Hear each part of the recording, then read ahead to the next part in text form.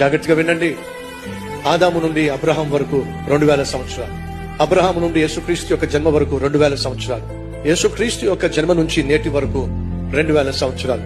మొత్తం కలిపి 2+2+2 మొత్తం ఏంటండి 6000 సంవత్సరాలు. బైబిల్ సెలవిస్తుంది, పేతురు రాసిన పత్రిక 3వ అధ్యాయము మనం చదివినటువంటి 8వ వచనంలో ఏముంది? దేవుడి దృష్టిలో ఒక దినము ఏమిటట? 1000 సంవత్సరాలు. ఇప్పుడు 6000 సంవత్సరాలు ఈక్వల్ టు దేవుడికి దృష్టిలో ఎన్ని దినాలు చెప్పండి? 6 దినాలు. 6 దినాలు ముగిసిపోయినాయి అనుకోండి. దేవుడు 7వ రోజున పని చేశాడా?